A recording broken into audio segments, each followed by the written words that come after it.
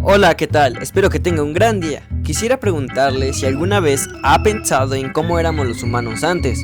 Bueno, pues si lo ha hecho o no, le diré de todas formas. Nosotros, como es de esperarse, no éramos igual a como somos ahora. Digamos que estamos más agraciados y hemos conseguido más habilidades y desarrollado más cosas a lo largo de un gran tiempo. Y esto se debe a los cambios de información que son hereditarios. Y con este pequeño ejemplo y con este concepto abstracto, empezaremos nuestro tema, que es...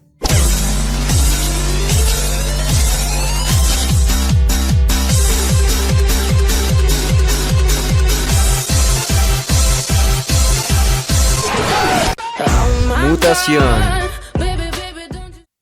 Para empezar, ¿qué es la mutación? Una mutación es una alteración o cambio en la información genética de un ser vivo. Este cambio es inesperado y puede ser heredable.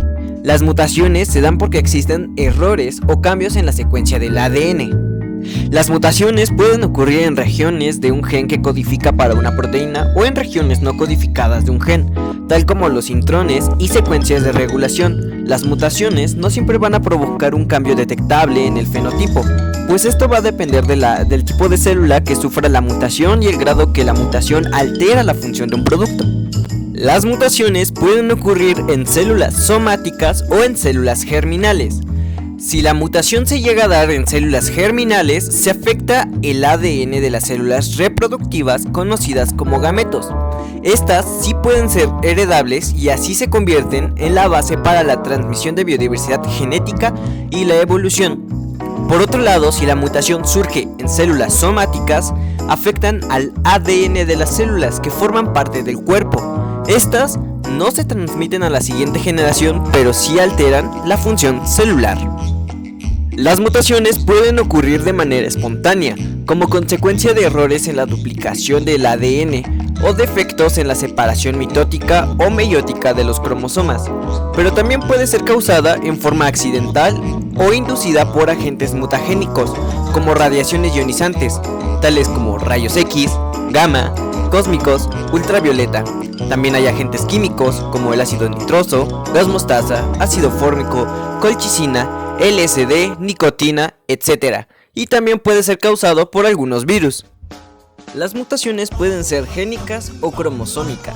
En el primer caso, son las que ocurren al alterar la secuencia de nucleótidos del ADN. Las segundas son las que afectan al número total de cromosomas o a fragmentos de estos.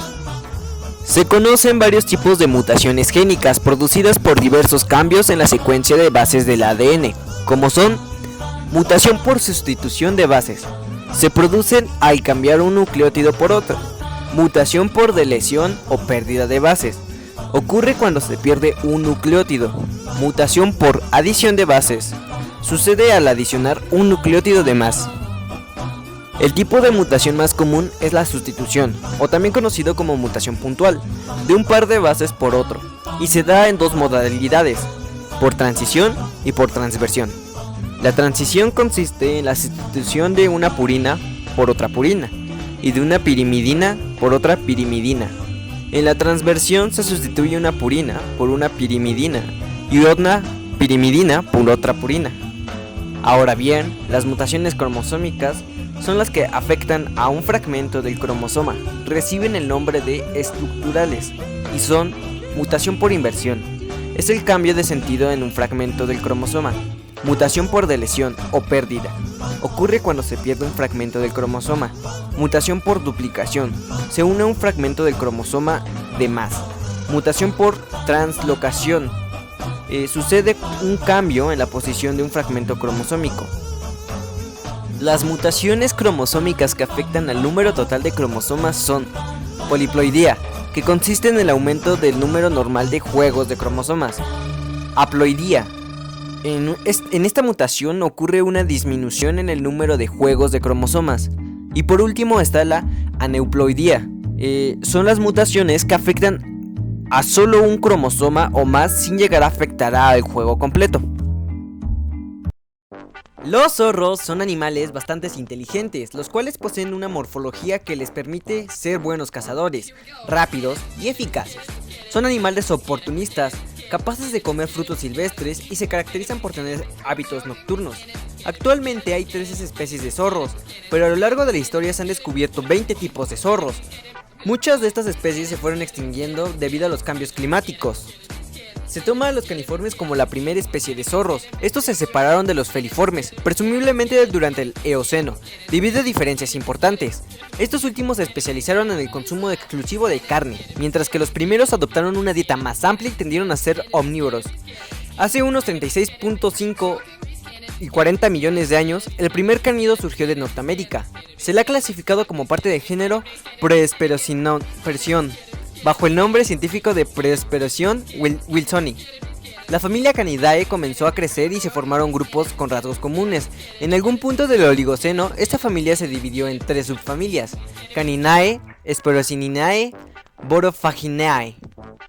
Caninae, surgida hace 34 millones de años, es la única especie que todavía existe, pues las otras se extinguieron. Los canídeos modernos empezaron a expandirse durante el Mioceno y aparecieron los géneros Canis, Oryzion y Vulpes. En estos dos últimos hayan especies modernas de zorros.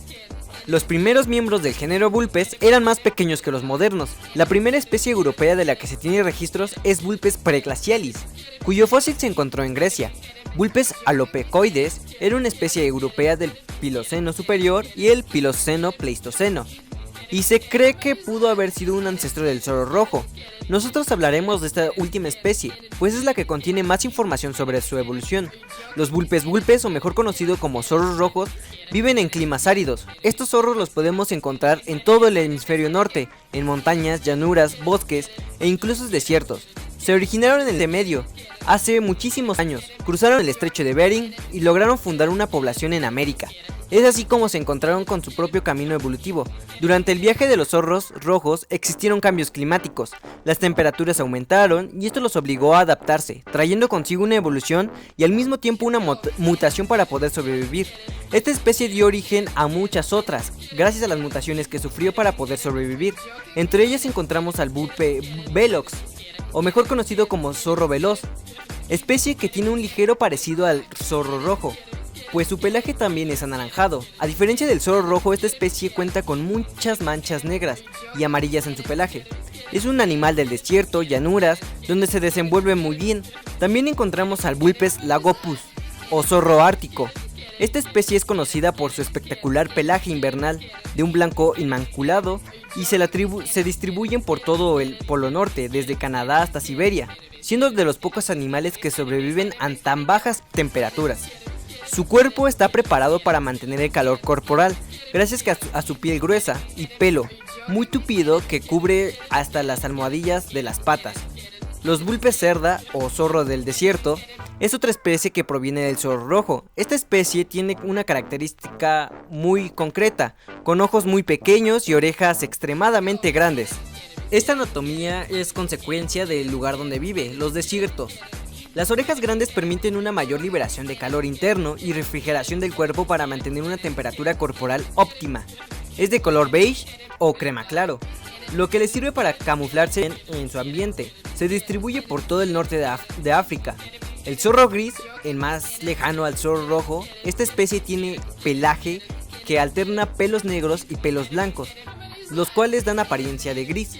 Además, tras sus orejas podemos observar un tono rojizo en este zorro. Se distribuyen por casi todo el continente americano, desde Canadá hasta Venezuela. Una de las características más llamativas de esta especie es de que puede trepar los árboles gracias a sus fuertes y afiladas garras. Asimismo pueden nadar. Si bien nos podemos dar cuenta que gracias a las mutaciones que existieron en el ADN de la primera especie del zorro, surgieron muchas otras. Estas mutaciones se deben a muchos factores, pero principalmente se dan por los cambios climáticos, pues estos animales buscan la supervivencia y para poder lograr esto modifican parte y función de su organismo. En el caso de los zorros lo vemos por el tipo de pelaje, la complexión de su cuerpo y su cara, el hábitat donde viven, su forma de cazar y sus alimentos. Estas mutaciones surgieron en las células germinales y fueron mutaciones espontáneas. Es gracias a esto que existe la biodiversidad y a esta razón por la cual la mutación es muy importante.